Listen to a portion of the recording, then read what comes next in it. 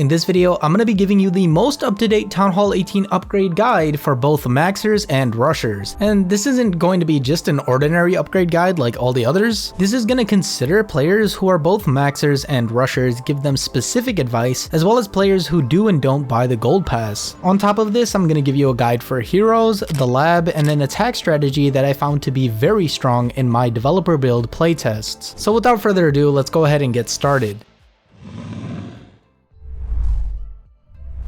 First off, let's go ahead and talk about the upgrade guide for maxers specifically and those who are really close to Town Hall 17 max when they're going up. Now the moment you hit Town Hall 18, I think the best thing for you to do is to drop your brand new wizard tower. This will immediately give you that extra defense as well as allow you to offload one or more of your builders for a few hours if you need to for resource purposes. Next up, you want to drop your revenge tower as well. Not only is this an absolutely ridiculous defense, but I think it's going to boost your strength a lot simply by just having it on your base, so that's definitely something I would do. Now with those out of the way, you really want to focus on your offensive upgrades. If you're upgrading on day 1, the barracks is key, and I think a magic item is warranted because it's a 14-day upgrade. The spell factory will get you the totem spell, which is super important and also viable, but not the best for magic items. The laboratory is the next on the list as far as our offensive upgrades, and I think it's really important that you use a magic item because it has a max 16-day timer, and the hero hall itself so that you can actually start to do those hero levels and use any books that you have stored up. The clan castle is immensely important because it gives you another spell when you're attacking, and I would upgrade this as early as possible. Now those are our offensive upgrades and the most important ones, but the next thing we need to consider is whether or not you need to do storages. First off, when it comes to dark elixir, the revenge tower does not require the dark elixir storage to be upgraded for both levels, so you don't have to worry about that. On top of this, the heroes, even at level 105, only cost 450,000 dark elixir, so you actually don't need to worry about that either. There are also no upgrades in the lab currently that require this immense amount of dark elixir. Long story short, you don't need to do your dark elixir storage, and I literally would hold it all the way till the end because it doesn't get you anything at all. When it comes to the elixir storage, the warden levels are good without it, except for the very last level, which actually requires 30 million elixir. The dragon rider and the electro dragon both exceed the 29 million that you get from the Town Hall 17 storages as well. So there are actually two ways that you can deal with this. You can upgrade 2 of these storages, then you'll have enough elixir for everything, but I wouldn't recommend that because that's 25 days of upgrades that you don't need to do. The other way to deal with this consists of methods used to bypass these upgrades. One of these tricks is to use the end of season loot from the gold pass and the overfill that you get to do the upgrades. The other is by using hammers, because hammers do not care how much your storages can or cannot hold. I would personally recommend using the season overflow resources to do your grand warden, and then the hammers of fighting to do the lab upgrades because those are really long as well. And by doing this, you'll be 100% fine when it comes to resources. Now, obviously if you have the gold pass, your costs are going to get reduced anyway, so you're not going to need any of these tricks. When it comes to the gold storage itself, the only thing you need the gold for is the super wizard tower level 2, and other than that you're fine. And again, a hammer of building will easily bypass this, and it's also really good value because those are 14-day upgrades. By doing all of these methods, you can save yourself some time and skip all those storages that really don't give you that much benefit anyways. When it comes to defenses, I would recommend doing the max revenge tower level first. I also want to put some emphasis on the guardians because they are really strong and they get stronger as you upgrade them, but you can't use them while they're upgrading. Luckily we have 2 right now and we don't know which one is 100% meta, so what I would recommend is to only have one down at a time and alternate between them for the time being. The order for the other defenses include the multi-gear tower, then the multi-archer tower and the ricochet cannon, then the air defense, the bomb tower, skeleton traps, air bombs, spring traps, and then finally the bombs. And after doing all this, you can mix in your storages as well as the supercharges so you can finally go ahead and get that builder skin. When it comes to magic items for max level players, I would recommend using them on upgrades that are 14 days or longer to try and get the best value out of them. But if you're a max player right now, honestly, if you're just active over the next few months, you will get all of these upgrades done no problem at all.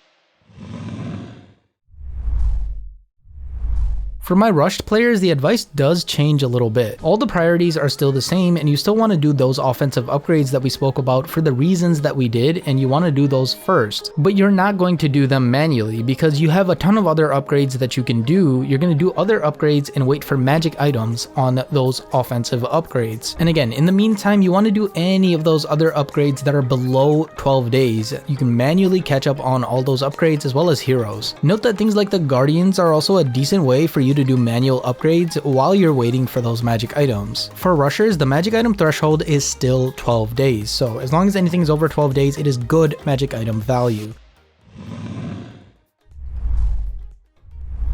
Next up, let's talk about heroes in this update and how you should go about upgrading the 25 hero levels that we have. If you're already stacking a bunch of books, I mean, you're already good to go. I mean, you don't have to worry about anything at all. However, if your heroes were maxed at Town Hall 17, I would highly just recommend you sit and wait for books of heroes. That way you can minimize your own hero downtime. The offensive upgrades are really important as well, so it's important for you to try and get those done as soon as possible. For maxers, you can start to do your hero upgrades when you're doing your storages and things like that. For my rushers out there, I actually want you to do heroes because you're going to be waiting to get those magic items anyway, so you might as well get those hero levels in. If you do have hero levels to do, make sure that you have at least one hero that has an 8-day upgrade timer so that you can get good value out of the book of heroes. The number of builders that you'll have on heroes will vary based on the amount of hero levels you have to catch up as well, but for those that have a lot of hero levels, I would at least recommend 2 to start, at least in the beginning.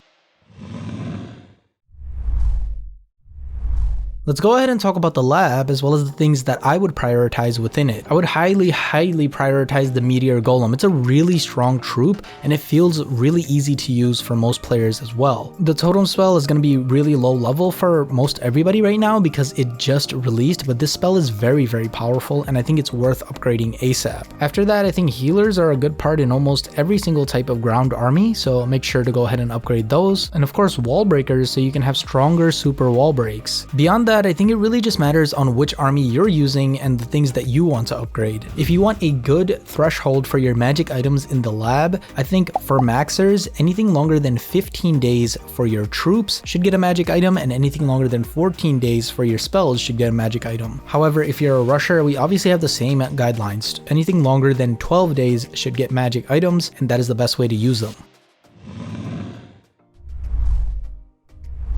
Now the last thing that I want to leave you guys with is a really strong attack strategy that I found when I was prepping for the chaos controlled event that we will be having later today the moment you guys see this video. I think this attack strategy is pretty good against most bases. Of course, if it's built against Meteor Golems, it would actually not do as well, but for most bases, especially on release, I think this attack is really good. All you have to do is use the Rocket Spear to go ahead and funnel one corner and then funnel the other corner with a single Meteor Golem. After that, you just want to push through the middle with your King, Queen, Warden, and a ton of Meteor Golems as well as some Ice Golems. As you progress through the base, go ahead and use your totem spells to distract the defenses, and this should help you do really well. Again, this attack strategy doesn't work for every base at Town Hall 18, but it does work for a lot of them out there, and it's really easy to do. Now the last thing to consider is whether or not there's any shop deals for the shop, or if there are any good deals that you guys should be getting, whether you're Town Hall 18 or even a lower Town Hall. And I always do a deals analysis for the community on my community tab, and it's probably already